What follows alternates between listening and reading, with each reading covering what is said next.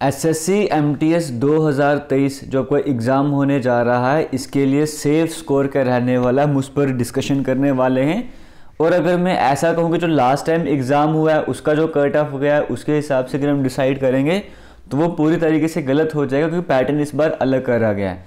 लेकिन फिर भी हम प्रीवियस ईयर का जो कट ऑफ है उसकी एक हम एग्जाम्पल लेंगे जो आपके लिए प्लस पॉइंट बनकर सामने आएगी और जो आपके लिए बड़ी इंपॉर्टेंट रहने वाली है। उसके बेसिस पर आपको खुद समझ आएगा कट ऑफ कितना रह सकता है। उन कुछ फैक्टर्स है उन पर आपको देखना होगा, ध्यान देना होगा।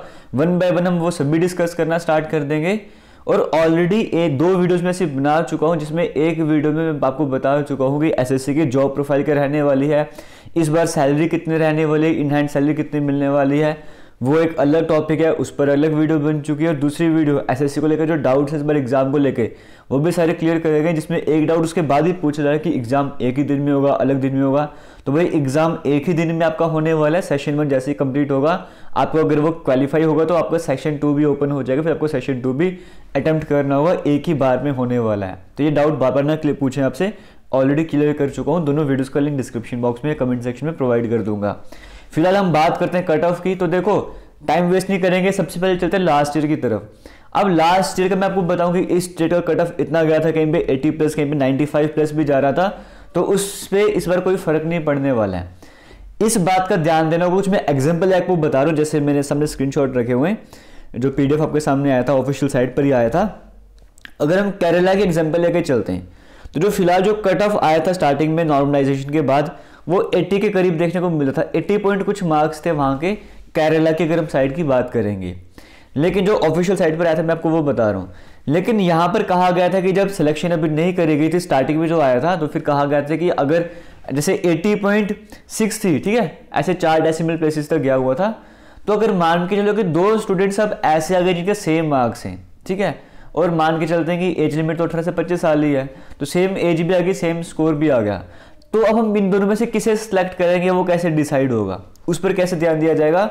तो उसके लिए साइड में बताया गया था जो आपका जीके वाला सेक्शन है, उस जीके वाले सेक्शन में आप कितने मार्क्स ले रहे हो, है ना। ये 100 में से मार्क्स थे, मार्क्स थोड़े कम होंगे, बाद में नॉर्मलाइजेशन से बढ़ जाते हैं। जैसे 98 अगर बिहार का गया था इसका मतलब 98 मार्क्स नहीं आते बच्चे के, उसके कुछ थोड़े कम रहे होंगे, नॉर्मलाइजेशन के बाद बढ़ गए होंगे, इस बात का ध्यान देना है। तो जैसे यहाँ पे 80.63 का स्कोर चल रहा था 100 में से, तो यहाँ पे जो जनरल नॉलेज था, जो जीके वाला सेक्शन था, उसमें कट ऑफ जीके का 16.75 गया था। जो कट ऑफ क्रॉस करेगा उसकी सिलेक्शन करी जाएगी। क्लियर हो रहा है? तो आप ध्यान दे सकते हो, पूरे एग्जाम में 80 प्लस मार्क्स आ रहे हैं और जीके के 25 में से 17 से कम मार्क्स आ रहे हैं। ये देखिए 8 मार्क्स जीके के सीधा सीधा गायब हो रहे हैं। एक नंबर का क्वेश्चन होता है, इसका मतलब जीके आप देख सकते हो कि जीके में क्या हाल है स्टूडेंट्स का। मैं आपको और एग्जांपल लेके बताता हूँ। जैसे एक जगह तमिलनाडु वाले साइड की बात करेंगे, वहां पे भी 80 पॉइंट कुछ जा रहा था, लेकिन जीके वाले सेक्शन का जो कट ऑफ मार्क्स 25 में से वो 15.25 गया था। तो आप खुद दिमाग लगाओ, खुद सोचो आप यहाँ पर कि डिसाइडिंग फैक्टर क्या था एग्जाम में, बच्चे क्यों कट ऑफ के पास आ पा रहे थे। वो या तो रीजनिंग में तो स्ट्रांग होते ही थे, वो मैथ वाले सेक्शन में भी स्ट्रांग होते थे, यहाँ से वो नंबर खींच लेते थे, यहाँ पे नंबर कम भी आएगा तो भी काम चल जाता था। क्लियर हो गया? जैसे आपको और खतरनाक एग्जांपल लेके बताऊं, गुजरात वाले साइड की जो स्टार्टिंग में स्कोर बताया गया था वो 83 बताया गया था ना, जो ऑफिशियल साइड पर आया था। और जो जनरल नॉलेज के सेक्शन की बात करेंगे, वहां के जो मार्क्स थे वो यहाँ पर 10.5 रखे गए थे। 25 में से 10 नंबर का कट ऑफ गया जीके वाले सेक्शन का। तो कंपटीशन देखो, खुद ही बच्चों ने बाकी मार्क्स यहाँ से सीधे सीधे लगभग 15 के करीब मार्क्स तो सीधा यहीं से गायब हो गए, और 83 मार्क्स आपको यहाँ पर देखने को मिले। टोटल 100 नंबर का पेपर था, 15 मार्क्स तो यहीं से गायब हो गए सीधा सीधा। तो आप जीके का सेक्शन देखो कितना डिफिकल्ट बन जाता है जीके वाले सेक्शन में स्कोर गेन करना। मैं जैसे एक एग्जांपल और लेके बताऊं, जैसे एक जगह कट ऑफ 88.68 जा रहा है, 88.68 कट ऑफ जा रहा है, लेकिन यहाँ पे जीके के मार्क्स कितने चल रहे हैं, यहाँ पे जीके के मार्क्स 16.50। एक जगह 88 कट ऑफ गया हुआ है, जीके के मार्क्स 14.0। तो लगाओ हिसाब 25 में से। जो मेरे सामने एक स्क्रीनशॉट है, जो मैंने एक ही पेज का स्क्रीनशॉट लिया है, यहाँ पर जो हाईएस्ट मार्क्स आ रहे हैं जीके के, वो 25 में से 19 मार्क्स देखने को मिल रहे हैं, हाईएस्ट मार्क्स। और जो लोएस्ट मार्क्स देखने को मिल रहे हैं वो है 9.75, और वहां का कट ऑफ गया था 86 मार्क्स का कट ऑफ जा रहा है, और 9.75 मार्क्स आपको यहाँ पर जीके वाले सेक्शन में देखने को मिल रहे हैं। जो रॉ स्कोर था, नॉर्मलाइजेशन का स्कोर नहीं बता रहा हूँ, 25 में से 9 के करीब स्कोर वहाँ पर देखने को मिल रहा है, 9.75, 10 के करीब बोल सकते हो। तो यहाँ से तो इतना तो आपको समझ आ गया। जो पहले पहले कट ऑफ हाई जाता था उसके पीछे का रीज़न क्या था? जीके में स्टूडेंट्स कम मार्क्स गेन करते थे। आप सभी को क्लियर भी, अगर आपने जीके का पेपर देखो किस तरह का रहता है, एसएससी का कोई भी जीके का पेपर देख लो, एमटीएस हो चाहे वो जीडी वगैरह हो, तो जीके से स्टूडेंट्स जो थे मार्क्स नहीं ले पाते थे, वो रीजनिंग में स्ट्रांग होते थे। जो बच्चा मैथ में भी स्ट्रांग है उसका और प्लस पॉइंट बन जाता था। तो यहाँ से वो अच्छे खासे मार्क्स लाते थे, यहाँ पे थोड़ी कमी भी होती थी तो भी काम चल जाता था, है ना। और यहाँ पे सबको कमी देखने को मिलती ही थी। इस बार क्या रहने वाला है, इस बार जो वो कट ऑफ डिसाइड होगा, आप सभी को मैं बार बार क्लियर कर चुका हूँ, सेशन 2 के हिसाब से होने वाला है। ये तो सिर्फ क्वालिफाई करने के लिए ज़रूरत है, ना ही इसके मार्क्स ना ही इसके मार्क्स। जितने मर्जी आप स्ट्रांग हो, इनके मार्क्स तो आपके कट ऑफ में डिसाइड होने ही नहीं वाले हैं। इसका मतलब ये हो गया कि कट ऑफ थोड़ा सा यहाँ पर इस बार आप कह सकते हो पहले के कंपैरिजन में कम जा सकता है। क्यों कम जा सकता है? क्योंकि यहाँ पे डिसाइडिंग फैक्टर सिर्फ और सिर्फ जीके है और इंग्लिश लैंग्वेज है।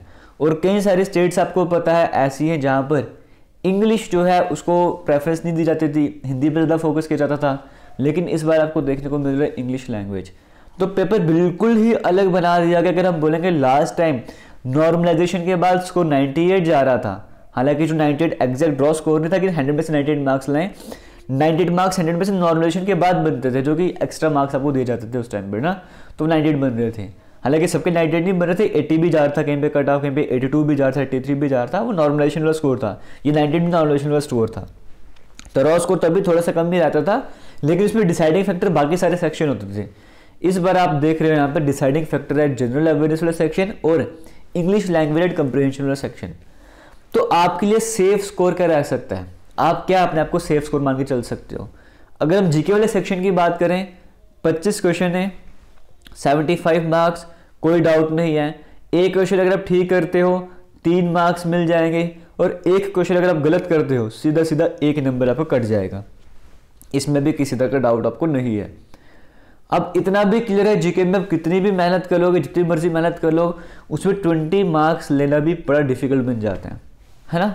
मतलब ऐसा बोलूँगा कि इम्पॉसिबल तो नहीं है, लेकिन डिफिकल्ट बन जाता है 20 मार्क्स लेना भी। तो मैं आपको यही कहूँगा कि फिलहाल आप टारगेट अपना जो है अपने दिमाग में अपने ये सेट करके चल रहा है कि तैयारी तो मैं अपनी तरफ से 100% करने वाला हूँ। जितने एफर्ट्स मैं लगा सकता हूँ मैं उतने एफर्ट्स लगाऊंगा, जितना टाइम मेरे पास है मैं बेस्ट वे में यूटिलाइज करूँगा, अपनी तरफ से 100% दूंगा। लेकिन मेरा एग्जाम में टारगेट ये रहना चाहिए कि मैं 25 में से 20 क्वेश्चन जो है वो सही करके आ जाऊँ। टारगेट आपको रखना कि 25 के 25 जो क्वेश्चन है वो आपको पहले दिमाग में रखने के बड़े डिफिकल्ट है 25 क्वेश्चन, लेकिन मैं तैयारी 25 की करूंगा, लेकिन 20 क्वेश्चन तो कुछ भी हो जाए मेरे को सही करना ही करना है। अब उसके लिए मुझे जितनी मर्जी मेहनत क्यों ना करनी पड़े, मुझे अगर सिलेक्शन चाहिए तो 20 मार्क्स मेरे को लेने ही लेने हैं। यहाँ पे वो सभी एस्पिरेंट्स बैठेंगे जिनका जीडी का एग्जाम क्लियर नहीं हुआ, सीएचएसएल की तैयारी करते हैं, सीजीएल की तैयारी करते हैं, अगर वो एज लिमिट के अंडर हैं तो वो भी इस एग्ज़ाम को अटेम्प्ट करने जा रहे हैं। उनके कारण भी कई बार कट ऑफ जो ज़्यादा जाता था वो रीज़न बन जाता था, तो मुझे उनसे भी कम्पीट करना है। मैं आपको यहाँ पे बिल्कुल भी डराने की कोशिश नहीं कर रहा हूँ, मैं आपको बता रहा हूँ कि आपको सीरियस होकर तैयारी करनी है, बहुत ज़्यादा आपको मेहनत करनी है, मजाक नहीं समझना है, लाइट नहीं लेना है, टाइम अगर है अच्छे से यूटिलाइज करना है। 20 मार्क्स मुझे लेने ही लेने कुछ भी हो जाए, क्योंकि मुझे सबसे हटके अलग निकलना है, मुझे अपनी सीट कंफर्म करनी है। मेरी स्टेट यूटी में चाहे 10 वैकेंसीज हैं, चाहे 50 हैं, चाहे 100, चाहे 150, चाहे 200 वैकेंसीज हैं, जितनी भी हैं, मुझे अपनी एक सीट अगर कंफर्म करनी है तो जनरल अवेयरनेस का टारगेट मुझे 20 मार्क्स सेट करके ही चलना है कि 20 के 20 क्वेश्चन मुझे सही करने हैं। बाकी 5 क्वेश्चन छोड़ दो, मुझे लगेगा उसके ऊपर डाउट वगैरह मैं अटेम्प्ट ही नहीं करूँगा, 1 नंबर सीधा सीधा कैंसिल हो जाएगा। और 1 क्वेश्चन गलत होगा तो ऑब्वियस ही बात 3 नंबर तो आपको वैसे ही कट गए, जो सही क्वेश्चन के आपको नंबर मिलते हैं वो वैसे खत्म हो जाएंगे, और 1 नंबर और माइनस हो जाएगा नेगेटिव मार्किंग वाला, तो वो बड़ा इम्पैक्ट आपके मार्क्स पे डालने वाला है। एक नंबर पॉइंट से सिलेक्शन आपकी कट जाती है, तो इस बात का ध्यान रखना है। 20 नंबर मुझे यहाँ से ठीक करना ही करना, 20 नंबर ने 20 क्वेश्चन ठीक करने ही करने। सेम इंग्लिश लैंग्वेज, जैसे कुछ स्टेट्स ऐसी हैं जहाँ पर इंग्लिश लैंग्वेज का स्ट्रॉन्ग होल्ड होगा, वो इंग्लिश में अच्छा स्कोर कर पाएंगे, और कुछ ऐसे स्टेट होंगे जहाँ पे इंग्लिश में थोड़ी सी प्रॉब्लम बच्चे फेस कर सकते हैं क्योंकि वो इंग्लिश ज़्यादा नहीं पढ़ते हैं। तो उसके हिसाब से आपको अपना टारगेट सेट करना होगा। अगर आप स्ट्रॉन्ग जोन में पहुँचे, तो अगर स्ट्रॉन्ग वाली जोन में जो स्टेट्स हैं वहाँ को बिलोंग करते हैं जहाँ पे इंग्लिश को ज़्यादा प्रेफरेंस दी जाती है, या आपके सब्जेक्ट स्टार्टिंग से इंग्लिश वाले रहे, तो आपको यहाँ पे टारगेट 20+ का रखना चाहिए। ये नहीं बोलूँगा 20 है, आप यहाँ पे 20+ का टारगेट रख के चलो। जो 1-2 नंबर में काटूंगा वो एंटोनिम्स सिनोनिम्स इस तरह के जो टॉपिक हैं वहाँ से नंबर काटूंगा, बाकी ग्रामर में आपको अच्छे मार्क्स आने चाहिए। 20+ का आपको टारगेट रखना पड़ेगा। और जो दूसरे स्टूडेंट्स हैं उनको भी फिर से यहाँ पर 20 क्वेश्चन मुझे इंग्लिश के ठीक करने ही करने, ये टारगेट रखना पड़ेगा। और जिनके स्ट्रॉन्ग है वो 22+ भी रख सकते हैं, जैसे भी रहने वाला है वो अपने हिसाब से एडजस्ट कर सकते हैं। लेकिन यहाँ पर भी कम से कम 20 क्वेश्चन का टारगेट आपको सेट करना ही है। जो वीक जोन को बिलोंग करते हैं वो मान के चलो कि मुझे 25 में से तैयारी ही 20 क्वेश्चन की करनी है। मुझे एग्जाम जो 25 नंबर का है मुझे तैयारी ही 20 नंबर की करनी है, और उस 20 नंबर में से अगर मैं 17 या 18 क्वेश्चंस भी बिल्कुल ठीक करके आता हूँ तो मेरे लिए बहुत प्लस पॉइंट वो रहने वाला है। ये टारगेट आपको सेट करना पड़ेगा। और जिनका इंग्लिश वाला पोर्शन स्ट्रॉन्ग रहता है, जिन्होंने स्टार्टिंग से इंग्लिश पढ़ा होता है, उन्हें तो 25 के 25 मार्क्स से तैयारी करनी है, और टारगेट कम से कम 20, 22, 23 नंबर का इस तरह से टारगेट लेके इनको चलना है। ये आपका रहने वाला है। तो ओवरऑल देखा जाए तो मैं आपको यहाँ पे कह रहा हूँ 20 क्वेश्चन यहाँ पर कह रहा हूँ, और एटलीस्ट अगर 20 क्वेश्चन भी यहाँ पर कह रहा हूँ तो 40 क्वेश्चन की मैं बात कर रहा हूँ। और 40 को अगर आप 3 से मल्टीप्लाई करते हो तो 120 मार्क्स बनते हैं। लेकिन मान के चलो कि जो आपने 40 क्वेश्चन अटैम्प्ट करें, उस 40 में से आपके 2-3 क्वेश्चन अगर गलत हो गए, 2-3 क्वेश्चन गलत हो गए, इसका मतलब एक क्वेश्चन 3 मार्क्स का है, अगर 3 क्वेश्चन भी गलत हो गए 9 मार्क्स तो आपके वैसे ही कट गए। जो 3 नंबर के एक क्वेश्चन के 3 मार्क्स मिल रहे थे, और 3 क्वेश्चन के नेगेटिव मार्किंग 3 नंबर और 12 नंबर आपको वैसे ही कट जाएंगे, है ना। तो 108 के आसपास पहुंच गए हो, तो ये आप मान के चल सकते हो। और जो भी एक्सपर्ट्स इनको भी यही मानना है जो सेफ स्कोर है वो 100 के आसपास रहने वाला है, 100+ रहने वाला है। अगर आप जनरल कैटेगरी को बिलोंग करते हो और उन स्टेट्स को बिलोंग करते हो जहाँ पे कट ऑफ हमेशा ज़्यादा जाता रहता था, तो 100+ आपका टारगेट रहने वाला है। और इस बात को भी ध्यान रखना होगा कि जीके वाला सेक्शन जो है डिसाइडिंग फैक्टर है, इंग्लिश वाला सेक्शन डिसाइडिंग फैक्टर है।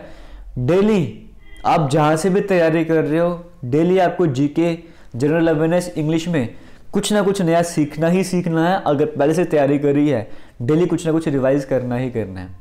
हमारे इसी यूट्यूब चैनल पर आपको तैयारी भी करवाई जा रही है। SSC MTS के नाम से एक टेस्ट सीरीज़ भी लॉन्च करी गई है, जहाँ पे डेली बेसिस पे आपके लिए टेस्ट अपलोड होते रहते हैं। अभी फिलहाल एक full length mock test upload करा गया, आने वाले टाइम पे और भी कई सारे फुल लेंथ मॉक टेस्ट देखने को मिलेंगे, मिक्स टेस्ट देखने को मिलेंगे, जहाँ पे लीडर बोर्ड भी रहता है। आप बाकी बच्चों से कंपैरिजन में कहाँ पर स्टैंड करते हो, आपको वो बोर्ड देखने को मिलता है, आप वो भी चेक कर सकते हो। आपका कंपटीशन कितना है आप वो चेक कर सकते हो, और डेली बेसिस पे प्रैक्टिस अटैम्प्ट करके आप अपनी तैयारी को और बूस्ट कर सकते हो। और जब हम यहाँ पर तैयारी करवा रहे हैं आपको, तो आप यहाँ पर देखोगे, अगर हम सिलेबस की बात करेंगे, हम फिलहाल रीजनिंग वाला सेक्शन स्टार्ट कर चुके हैं, जहाँ पे अल्फा न्यूमेरिक सीरीज हम कंप्लीट करा चुके हैं, कोडिंग डिकोडिंग करा दिया है, एनालॉजी करा दिया है। कल ही हमने डायरेक्शंस वाला टॉपिक भी यहाँ पर ख़त्म कर दिया हुआ है। अब ये कुछ टॉपिक्स बच के हमने ये कवर करने हैं, और हमारा टारगेट है कि जब आपको सेक्शन 1 में क्वालिफाई करवाना है तो रीजनिंग के जो क्वेश्चन हैं आपको रीजनिंग से ही क्वालिफाई करवा दिया जाए। मैथ में अगर आपको डर भी लगता है तो सारा रीजनिंग का क्वेश्चन स्ट्रॉन्ग करो। हालांकि मैथ के भी कुछ टॉपिक्स करवाए जाएंगे जो स्कोरिंग हो गए, तो टेंशन लेने की बिल्कुल भी ज़रूरत नहीं। क्वालिफाई तो आप बड़े मज़े से बड़े आराम से कर जाओगे, उसकी टेंशन नहीं है। हमारा सारा फोकस अब इन सेक्शन पर रहने वाला है, जनरल अवेयरनेस में और इंग्लिश वाले सेक्शन में। जनरल अवेयरनेस में फ़िलहाल हम आर्ट एंड कल्चर स्टार्ट कर चुके हैं, इसकी 2-3 वीडियोस ऑलरेडी अपलोड हो चुकी हैं जीके वाली प्लेलिस्ट में। अब इसके जो MCQ हैं वो हम अपने टेस्ट सीरीज़ वाली जो एप्लीकेशन है वहाँ पर बना रहे हैं, और आज इवनिंग तक शायद से इसका टेस्ट भी अपडेट होता जाएगा। तो आप पढ़ाता यहाँ पे जा रहा हूँ, टेस्ट वहाँ पे लेते जा रहा हूँ, दोनों तरफ से तैयारी करनी है, ऐसे पढ़ते जाओ। 99 रुपीज़ का सारा कोर्स है वो टेस्ट सीरीज़ वाला, जिसमें टेस्ट मिलते रहते हैं आपको सारे, और 4-5 महीने तक आपको वो जितने मर्जी टेस्ट अटेम्प्ट करो, आपकी अपनी मर्जी है, कोई टेंशन वाली बात वहाँ पर नहीं है। अब हिस्ट्री का यूट्यूब पे स्टार्ट करने वाले, हिस्ट्री की प्लेलिस्ट बनाई गई है, वहाँ पे एक वीडियो ऑलरेडी ऐड करी गई है इंडस वैली वाली। अब इंडस वैली के MCQ भी हम ऐड करने वाले हैं यहाँ पर। चलो कुछ काम पड़ गया था, मुझे वीडियो को स्किप करना पड़ा, मुझे पता नहीं कहाँ पर थे, बट हाँ ये है कि इन दोनों सेक्शन पर हमें फोकस करना पड़ेगा। डेली बेसिस पे वीडियोस आते रहेंगे, आपने अच्छे से तैयारी करते जाना है, वीडियोस को शेयर करते जाना है, और इस वीडियो को भी जितना हो सकता है ज़्यादा से ज़्यादा शेयर करना। और जो आपका टेलीग्राम ग्रुप बनाया गया है, जिसका लिंक डिस्क्रिप्शन बॉक्स में मिल जाएगा, वो जाकर भी ज़रूर ज्वाइन कर लेना। वहाँ पर चैट एक्टिव रहती है, अभी भी चैट सेक्शन ऑन है, वहाँ पर जाकर चैट कर सकते हो। फिलहाल करेंगे वीडियो को एंड मिलेंगे नई वीडियो में, तब तक के लिए थैंक यू, जय हिंद।